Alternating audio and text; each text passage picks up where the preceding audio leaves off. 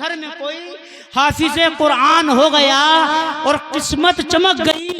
یہاں والدین کی، قسمت چمک گئی یہاں والدین کی، محشر میں نوری تاج کا سامان ہو گیا، بے شک محشر میں نوری تاج کا سامان ہو گیا۔ اور پیارے نبی کے عشق کا فیضان تو دیکھیے، پیارے نبی کے عشق کا فیضان تو دیکھیے، خلدِ بری میں جانے کا سامان ہو گیا، خلدِ بری میں جانے کا سامان ہو گیا۔ اللہ کے کرم سے یہ ذیشان ہو گیا، دیکھو یہ بچہ حافظ قرآن ہو گیا۔ اللہ کے محبوب دانائے غیوب احمد مصطفیٰ محمد مصطفیٰ صلی اللہ تعالی علیہ وسلم ارشاد فرماتے ہیں، اے دنیا والو، جب کسی کا بچہ علم دین حاصل کرنے کے لیے جاتا ہے، میرے مصطفیٰ فرماتے ہیں، مشکوٰۃ شریف کی حدیث پاک ہے، اللہ کے پیارے محبوب فرماتے ہیں، اے لوگو، جب تک وہ علم دین حاصل کرنے کے لیے مدرسے کی طرف رجوع کرتا ہے اور وہ مدرسے میں رہتا ہے تو میرے مصطفیٰ فرماتے ہیں وہ اللہ کی راہ میں رہتا ہے۔ جی جی، اگر وہ دین اسلام کی تعلیم حاصل کرتا کرتا اگر دنیا سے چلا گیا تو میرے مصطفیٰ فرماتے ہیں کہ اللہ تبارک و تعالیٰ اس کو شہیدی کا مرتبہ عنایت کرے۔ لیکن بچہ حافظ قرآن بن گیا اور میرے مصطفیٰ فرماتے ہیں جب کوئی کلام پاک کو پڑھ لیتا ہے، اس پہ عمل پیرا ہوتا ہے، تو میرے آقا ارشاد فرماتے ہیں جب قیامت کا دن ہوگا، جنت میں لوگ جا رہے ہوں گے تو حافظ قرآن سے کہا جائے گا کہ پڑھتا جا اور جنت میں چلتا جا، جب اس کی آخری منزل جو ہوگی وہ قرآن کی آخری آیت ہے، وہ آخری تمام کلام پاک کا دل ہے۔ جی ارے کلپ دے رہا ہوں، جب وہ پڑھتا ہے، تلاوت کرتا ہے اور ماں باپ، ماں ہو یا باپ ہو، ان کی روح کو چین و سکون ملتا ہے جب وہ ان کی روح نکل جاتی ہے۔ اور اس سے پہلے وہ بچہ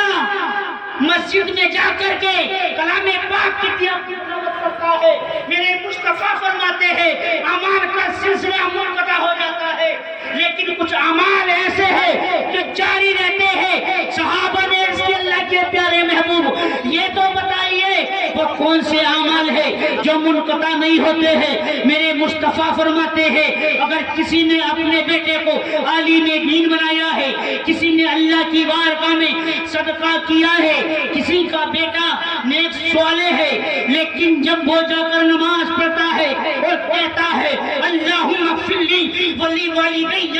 وللمؤمنین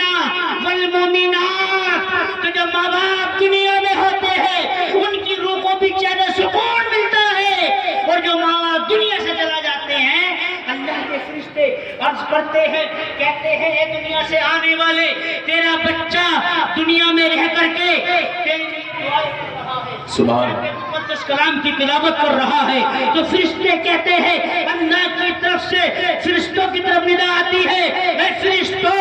اس کا بیٹا جب دنیا میں رہ کر کے مجھ کو رحمان و رحیم کہہ رہا ہے تو میری رحمت کو گوارا نہیں ہوتا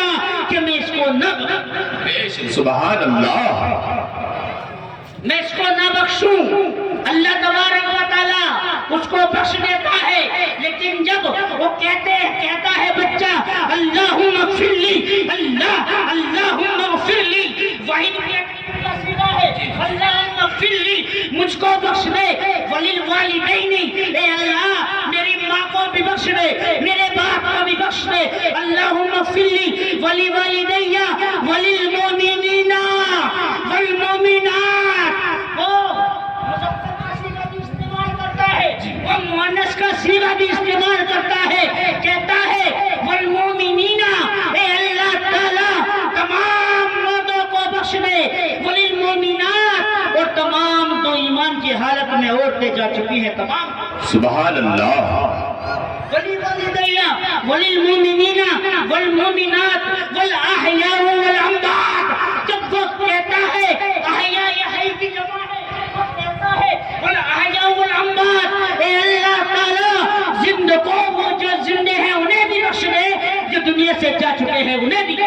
حق بات انہیں بھی بخش دے. اور اللہ کے محبوب ارشاد فرماتے ہیں اے میرے صحابہ سنو, حدیث مشکات ہے, میرے مصطفیٰ فرماتے ہیں کسی نے اپنے بیٹے کو عالم دین بنایا ہوگا, حافظ قرآن بنایا ہوگا, لیکن جب حشر کا میدان قائم کیا جائے گا, جس بیٹے نے علم حاصل کیا ہوگا اس پر عمل کیا ہوگا, تو میرے مصطفیٰ فرماتے ہیں اس کے سر پر ایسا نورانی تاج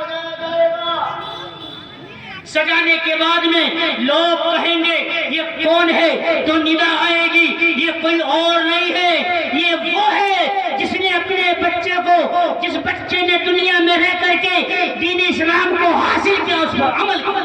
جی اور یہاں تک محدود نہیں, یہاں تک محدود نہیں, مدرسے کھلتے ہیں. یہ میرے نبی کے زمانے سے پہلے سے مدرسے چل رہے ہیں. جنت میں حضرت آدم کو پڑھایا گیا, حضرت آدم پڑھے, انہیں تمام زبانوں کا علم دے دیا گیا. مدرسہ تو ایجاد وہاں سے ہو گیا, بلکہ کتابوں کے اندر لکھا ہے کہ جب کوئی کسی بچے کو اگر ایک لقمہ بھی کھلاتا ہے, ایک لقمہ بھی کھلاتا ہے پڑھنے والے بچے کو, طالب علم کو, تو وہی بچہ جب دنیا سے چلا جائے گا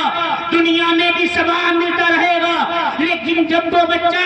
دنیا سے چلا جائے گا اور وہ کھانے والے بھی دنیا سے چلے جائیں گے, کھلانے والے بھی, تو حدیث پاک میں آتا ہے کسی نے اگر ایک لقمہ بھی کسی بچے کو کھلایا ہوگا تو وہ ان کی بخشش کرواتا ہوا نظر آئے گا. کیوں؟ قرآن کہتا ہے جو تمہارے ماں باپ ہیں امی ہی و ابی و صاحب,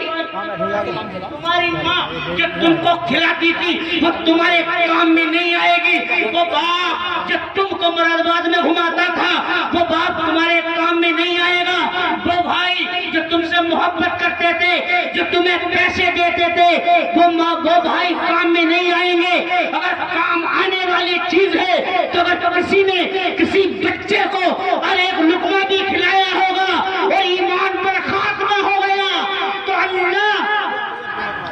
اللہ تبارک و تعالی اس کے گناہوں کی مغفرت فرماتا ہے. بچے حافظ قرآن بنتے رہیں گے اور عالم دین بنتے رہیں گے.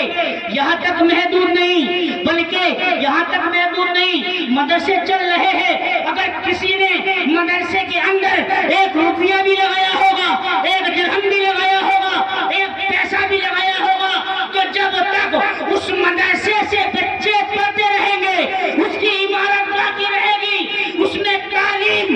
چلتی رہے گی, تو ان کو جو کوئی اگر عید مدرسے میں لگاتا ہے تو اس کو اس کا ثواب ملتا رہے گا. نعرہ تکبیر, نعرہ رسالت, مسلک اعلی حضرت. بچہ حافظ قرآن بن جائے گا,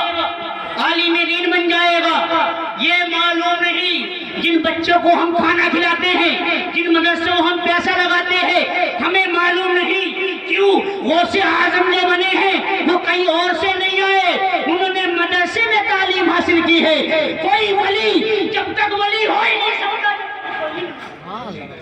اس علم کی بھی تو کس میں ایک علم لدنی ہوتا ہے, ایک علم کو ہوتا ہے جاتا ہے. تو اگر ایک بھی مدرسے میں تعلیم حاصل کرنے والا بچہ اگر ولی بن گیا تو میں تو یہی کہوں گا, اگر بچہ ولی بن گیا تو کسی نے وہ کھانا بھی کھلایا ہوگا, مدرسہ کسی نے بنوایا ہوگا, تو اس کو ثواب ملتا رہے گا اور اس کی مغفرت کا ذریعہ بن جائے گا. جی تو ہمیں